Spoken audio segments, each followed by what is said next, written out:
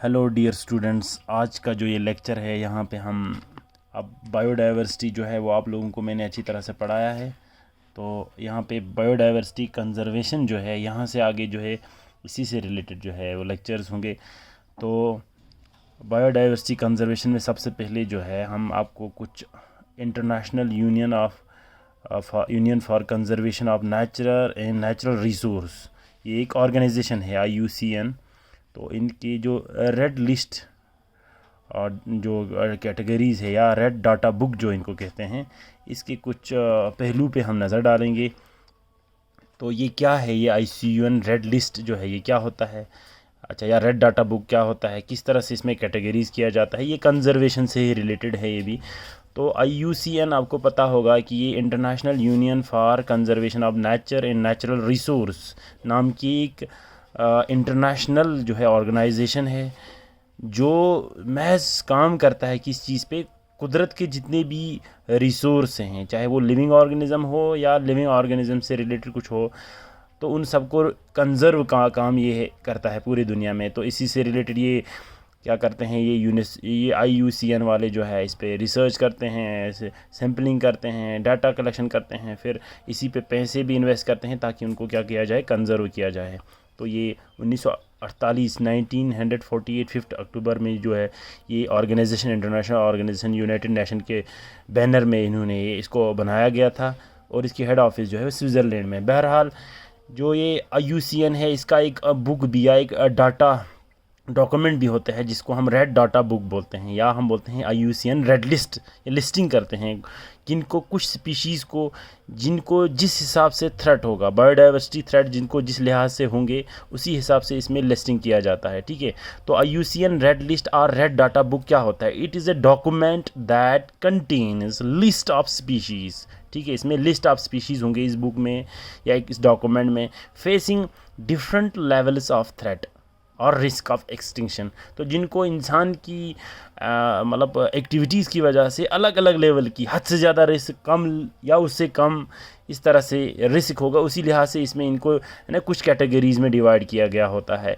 इस बुक में, जो कि लिखता कौन है, IUCN जो है वही इसको बनाता है, इंटरनेशनल ऑर्गेनाइजेशन है। It uses a set of criteria to evolve the extinction, यानी risk of thousands of species और सब स्पीशीज़। फिर से वही बात हो गया, 2019 तक, एज ऑफ 2019 1,05,000 स्पीशीज़ जो है उसको सर्वे किया गया है। ठीक है, उसमें किसने, IUCN ने, उसमें तकरीबन 28,338 जो है उस इतने स्पीशीज़ को जो है इन्होंने इंडेंजर्ड जो है वो करार दिया गया है। अब देख लीजिए different categories involved in red data book, क्या क्या कैटेगरीज़ वहाँ मिल सकता है आपको। एक कैटेगरी है जो ये रेड डाटा बुक के हिसाब से एक्सटिंक्ट बोला जाएगा।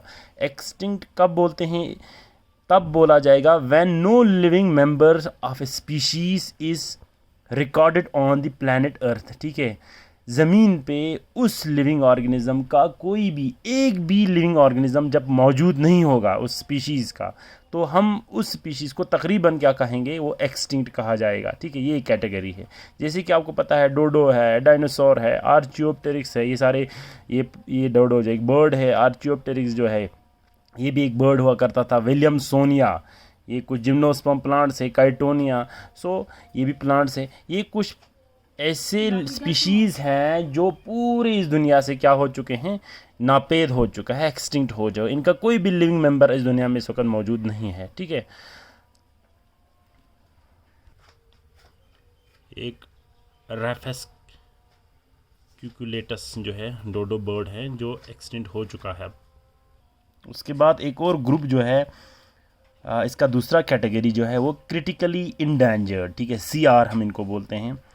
वैन लिविंग ऑर्गेनिज़म या उनकी जो ये लिविंग स्पीशीज़ है उनकी नंबर बहुत लो होगा, वेरी लो होगा, यानी कि इनकी साइज़ जो है, पॉपुलेशन साइज़ बहुत स्मॉल होगा और high facing high risk of extinction. उनको इंसान की अलग अलग एक्टिविटीज़ की वजह से हद से ज़्यादा जो है ख़तरा होगा किस चीज़ का, एक्सटिंक्शन होने का, and may be extinct in immediate future, आने वाले कल में वो बिल्कुल, अगर हमने उसको बचाया नहीं गया तो वो क्या हो जाएंगे, एक्सटिंक्ट हो सकता है।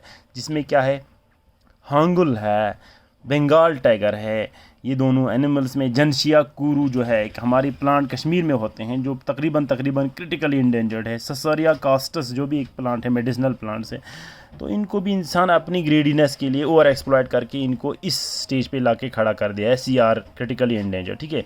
उसके अलावा एक और कैटेगरी है इंडेंजर्ड कैटेगरी, ये रेड डाटा की एक और कैटेगरी है। यहाँ क्या होगा, when living member of species या पॉपुलेशन साइज जो है ये स्मॉल होगा, इस लो या स्मॉल होगा, and faces risk of extension in near future. देखो इन दोनों में क्या डिफरेंस है, क्रिटिकली में वेरी हाई रिस्क होगा एक्सटेंशन का और वेरी लो होगा स्मॉल पॉपुलेशन साइज़। तो यहाँ इंडेंजर्ड में क्या होते हैं कि पॉपुलेशन साइज़ जो है वो स्मॉल तो होता है लेकिन वेरी हाई रिस्क यहाँ नहीं लिखा गया, यहाँ वेरी हाई। तो ये तकरीबन दोनों जो है एक ही कैटेगरी के, इन दोनों को कभी कभी एक ही ग्रुप में हम थ्रेटन्ड स्पीशीज़ कहा जाता है, क्रिटिकली इंडेंजर्ड या इंडेंजर्ड दोनों को, ठीक है।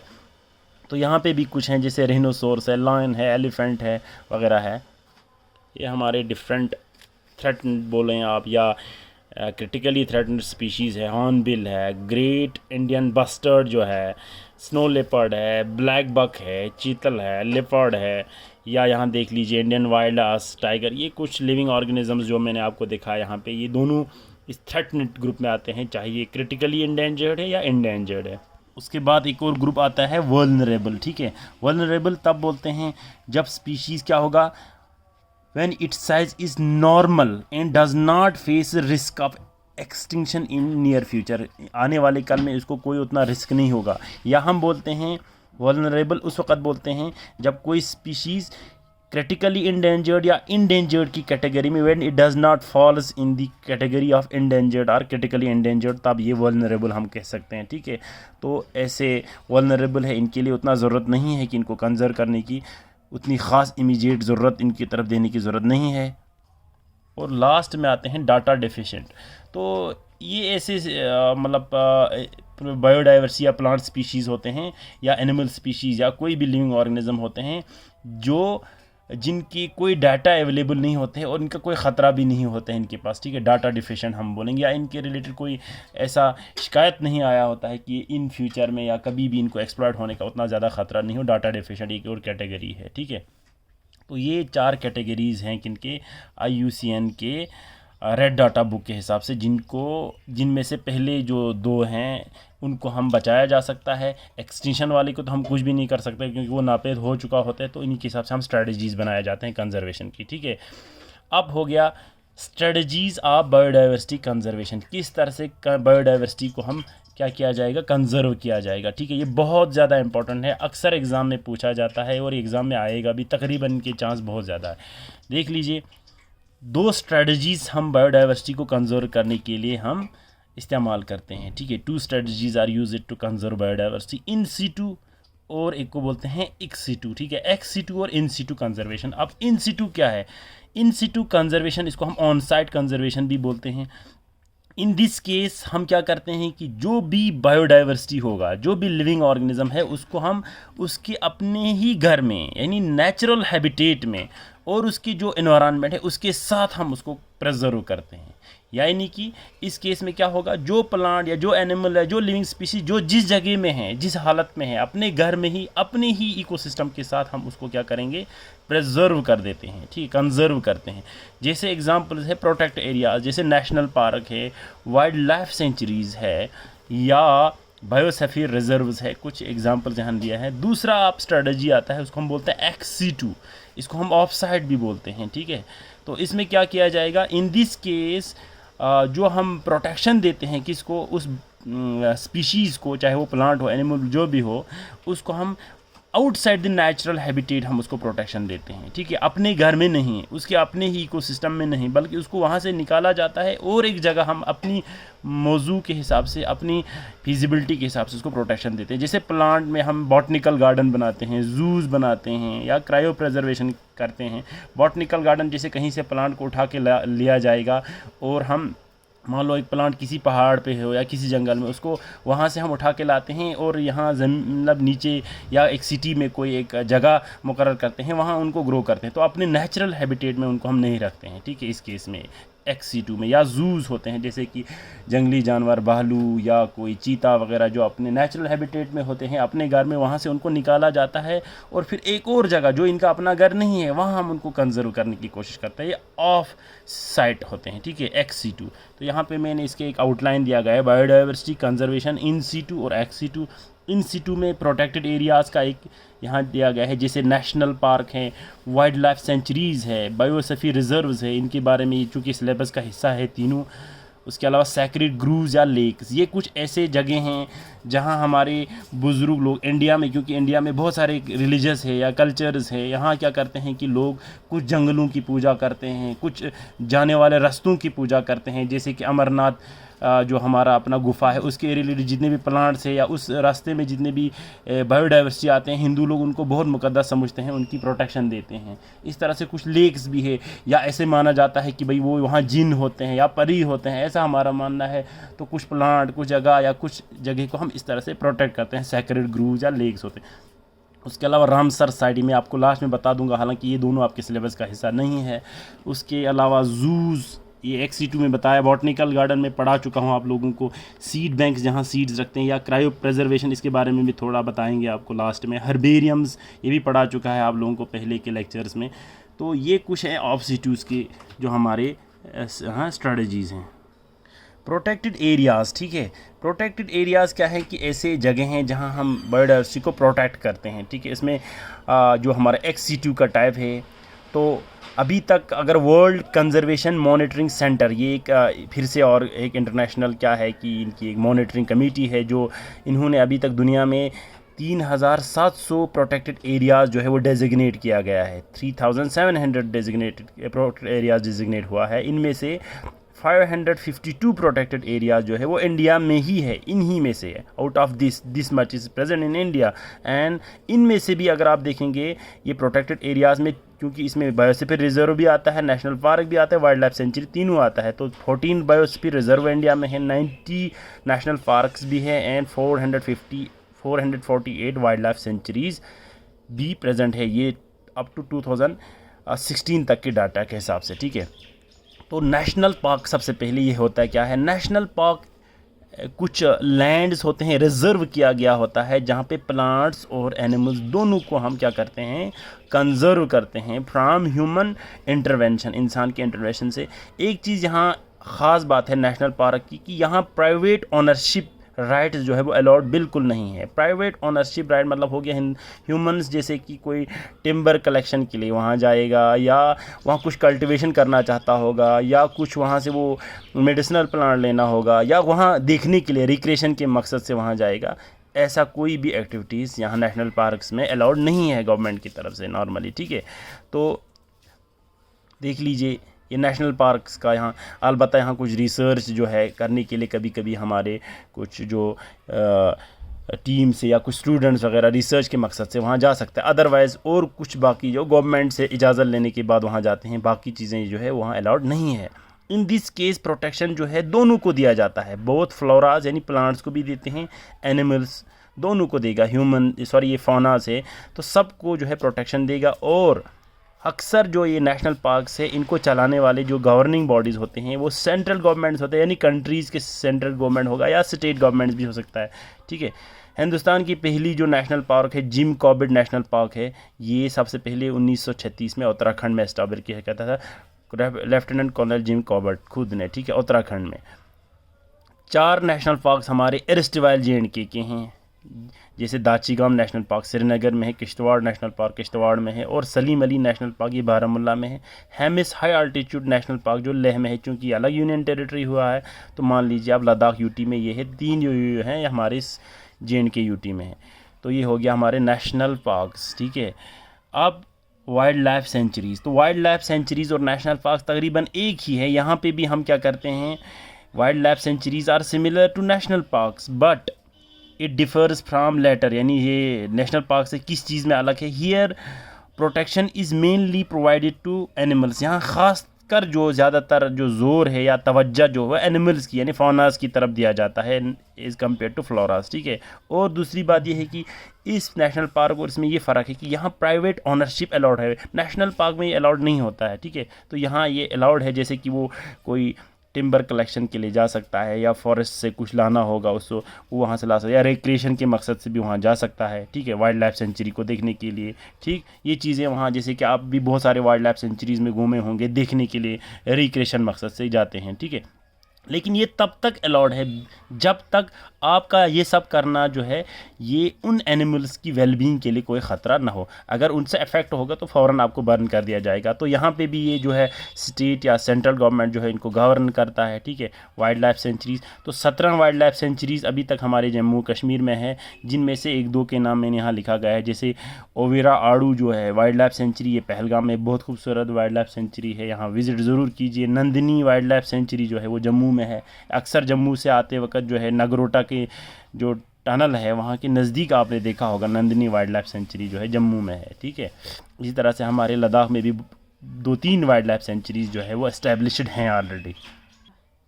बायोस्फीयर रिजर्व, ठीक है, ये बहुत ज़्यादा इंपॉर्टेंट है, वेरी वेरी इंपॉर्टेंट इस पूरे में से।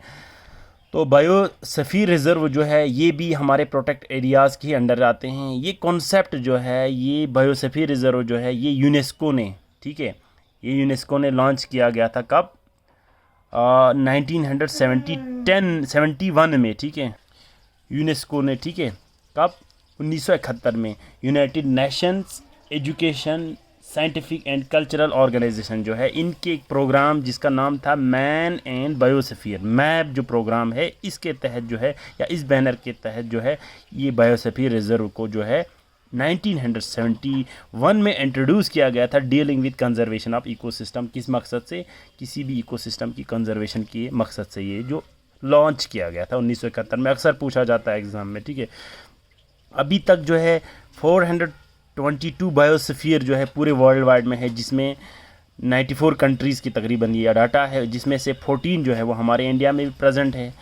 अब ये जो बायोस्फीयर रिजर्व है इसका मकसद क्या है? क्योंकि ह्यूमंस को डेवलपमेंट के लिए चाहे उन्हें रिसोर्स चाहिए, ठीक है, एक्सप्लॉइट करना है, तो रिसोर्स की एक्सप्लॉइट हैं, साथ साथ में ह्यूमन डेवलपमेंट, यानी यहाँ पे क्या गया है इन बायोस्फीयर रिजर्व कंजर्वेशन, एक साइड में जो बायोडाइवर्सिटी कंजर्वेशन है वो भी, और साथ साथ में ह्यूमन डेवलपमेंट भी साथ बाई साथ जाए। एक हाथ में अगर ये है कंजर्वेशन तो दूसरी साइड में डेवलपमेंट, लेकिन सस्टेनेबल डेवलपमेंट के हिसाब से। ऐसा नहीं कि वो सब खुद इस्तेमाल करेगा और आने वाले जनरेशन के लिए कोई रिसोर्स या कोई डाइवर्सिटी रखेगा ही नहीं, ठीक है। तो ये इस मकसद से बनाया गया है, ये बहुत इंपॉर्टेंट पॉइंट है इसका। बायोस्फीयर रिजर्व जो है ये 3 डिफरेंट जोन्स की बनी हुई होती है, ठीक है। इसमें आपको 3 जोन्स नज़र आएंगे बायोस्फीयर रिजर्व में। वो 3 जोन्स क्या है? कोई भी बायोस्फीयर रिजर्व के 3 जोन्स ये होते हैं, ट्रांजिशन जोन एक बाहर वाला, फिर बीच में एक बफर जोन होता है, फिर सबसे अंदर वाला इसकी एक कोर जोन होगा, ठीक है। तो इनमें क्या डिफरेंस है?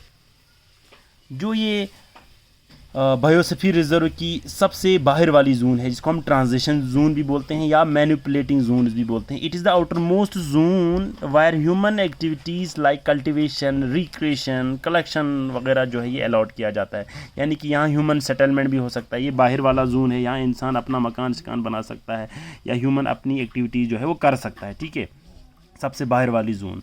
फिर इसके बाद मिडल वाला जोन आता है जिसको हम बफर जोन बोलते हैं। यहाँ ह्यूमन एक्टिविटीज़ बहुत लिमिटेड किया गया है, यानी ज़्यादा एक्टिविटीज़ यहाँ नहीं कर सकता है, जैसे कि ह्यूमन वहाँ रिसर्च के मकसद से इस जोन में जा सकता है या कोई सैम्पलिंग के मकसद से जा सकता है, अदरवाइज़ इसको अलाउड नहीं है, ठीक है। और फिर सबसे अंदर वाली जोन जहाँ 100% प्रोटेक्शन दिया गया है, किसको बायोडाइवर्सिटी को कोर जोन बोलते हैं। ये सेंट्रल जोन है, यहाँ किसी भी ह्यूमन एक्टिविटीज़ को या किसी भी मकसद से जो है वो परमिट बिल्कुल नहीं किया गया है, सबसे कोर जोन। देखो यहाँ पे ये जो है एक डायग्राम के ज़रिए दिखाया गया है, लेकिन इसका मतलब नहीं कि वो ज़मीन जो है बिल्कुल इसी तरह से गोल में हो, ये ज़रूरी नहीं कि वो गोल में हो, वो स्क्वायर भी हो सकता है या और कोई शेप हो सकता है, लेकिन इसमें ये जोनेशन आप किया गया होगा, वहाँ पे एक आउटर जोन, फिर एक बीच वाला जोन, फिर इसे इनर जोन, ठीक है। तो ये इसमें 3 जोन्स आपको किसी भी बायोस्फीयर रिजर्व में इस तरह से हम उनको डिवाइड किया जाता है प्रोटेक्शन के मकसद से, ठीक है।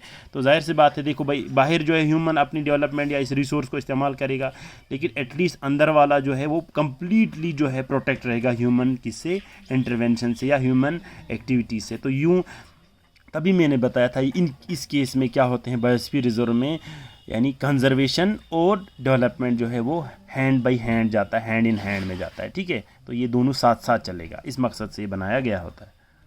तो लास्ट में चूँकि क्रायो प्रेजर्वेशन आपकी XC2 कंजर्वेशन का हिस्सा है, या आपको नहीं है सिलेबस का, लेकिन मैं बताना चाहता हूँ, क्रायो मतलब बोलता है कि इसको आइस को प्रेजर्व मीन्स, है ना, ठीक है, यानी आइस के थ्रू प्रेजर्व करना किसी चीज़ को। हमारा जो नाइट्रोजन होता है ये नॉर्मली गैस की शक्ल में होता है, N2 की शक्ल में है, लेकिन इसको जब अब लिक्विड किया जाता है, जब इसको लिक्विड में कन्वर्ट कर दिया जाता है, ठीक है, गैस से इसको लिक्विड में जब N2 लिक्विड में चेंज कर दिया जाएगा, तो इसका टेम्परेचर जो है इस प्रोसेस के दौरान बहुत ज़्यादा, सब्लिमेशन जब होता है तो इसकी जो है बहुत सारी फ्री एनर्जी लॉस हो जाता है और टेम्परेचर गिर के 196 डिग्री सेल्सियस पे, क्योंकि पानी तो already 0 degree Celsius -0 degree Celsius पे वो क्या हो जाता है, उसका आइस बन जाता है। तो लेकिन इसका जो है -196 डिग्री सेल्सियस पे भी ये लिक्विड जो नाइट्रोजन जो है वो लिक्विड स्टेट में रहता है। तो इसी लिक्विड स्टेट नाइट्रोजन में हम जो है हम प्रेजर्व करते हैं लिविंग टिश्यूज़ को, सीड्स को, सेमेन हो, जर्म हो वगैरह, जो है इनको हम प्रेजर्व कर सकते हैं कई सदियों तक, कई सालों तक, 10,000 1500 साल तक हम इनको प्रेजर्व कर सकते हैं। इसको हम अल्ट्रा लो टेम्परेचर प्रेजर्वेशन भी बोलते हैं, ठीक है। तो ये क्रायो प्रेजर्वेशन है। उसके अलावा लास्ट नॉट लीस्ट जो है, अक्सर बच्चों को इसमें कन्फ्यूजन होते हैं, रामसर साइट। ये भी हालांकि हमारा जो XC2 कंजर्वेशन का हिस्सा है, लेकिन सॉरी IN-situ कंजर्वेशन का हिस्सा है, लेकिन आपके सिलेबस का पार्ट ये नहीं होने की वजह से इसको मैं डिटेल यहाँ नहीं पढ़ाऊँगा। रामसर जो है ईरान का एक जगह है, रामसर ईरान। यहाँ पे फिर से इंटरनेशनल बॉडीज़ जो है, हमारे इंटरनेशनल कंट्रीज़ जो है, यहाँ पे बैठा गया एक कन्वेंशन वहाँ ट्रीट किया गया, एक कन्वेंशन ट्रीटी जो है वो साइन किया गया वहाँ पे लोगों ने, जिसको हम रामसर कन्वेंशन ट्रीटी बोलते हैं, ठीक है। समझ आया, रामसर कन्वेंशन ट्रीटी। तो इसमें क्या किया गया था, किस मकसद से ये ट्रीटी किया गया था, हम जितने भी वेटलैंड्स होते हैं, वेटलैंड मीन्स वो पानी की ज़मीन है, ठीक है, जिसमें हमारा लेक्स, पॉन्ड्स वगैरह या दलदली ज़मीन जो होते हैं, उनको प्रोटेक्ट करने के मकसद से बनाया, क्योंकि दुनिया में जो है ये वेटलैंड्स बहुत बुरी तरह से इनकी कमी महसूस की गई है कुछ सालों में, क्योंकि ह्यूमन कंस्ट्रक्शन वगैरह वगैरह के लिए। जैसे कि आपने अपना डल देखा होगा, डल लेक है, ये बहुत बड़ा एरिया पे फैला हुआ था कुछ साल, आज से लगभग 100-150 साल तक, लेकिन अब ह्यूमन्स ने अपना मकान वगैरह बना के इसको क्या किया गया, वेटलैंड्स को बुरी तरह से श्रिंकेज किया गया, ठीक है। इस मकसद से यानी वेटलैंड्स को प्रोटेक्ट करने के लिए रामसर कन्वेंशन किया गया था। इसके तहत जो है अभी तक 2046 वेटलैंड्स को रामसर साइट जो है वो करार दिया गया है, और इनको क्या करना है, आप इनको प्रोटेक्ट किया जाता है Ramsar site as a Ramsar site. जब इसको डेजिग्नेट करेंगे तो फिर उसको हम क्या किया जाएगा, प्रोटेक्ट भी किया जाता है। तो इस लिस्ट में रखते हैं, देखो Ramsar list of wetlands of international importance जो है, इस लिस्ट में डालने के बाद उन वेटलैंड्स को हम क्या करते हैं, उनको हम प्रोटेक्ट करते हैं, ठीक है। तो इस सारे जो लेक्चर्स के दौरान कोई भी क्वेश्चन अगर आपके मन में है, कोई भी पॉइंट जो समझ में नहीं आया, तो आप हमारे कमेंट सेक्शन में आकर मुझे ज़रूर बता दीजिएगा, ठीक है। और साथ साथ में इस लेक्चर की जो डॉक्यूमेंट्स या इसके नोट्स जो है अवेलेबल है टीचमेंट के डॉक्यूमेंट सेशन में, वहाँ जाके आप पहले इसको लिख लीजिए और फिर रिपीटेडली इस वीडियो को देख लीजिए। Thank you so much.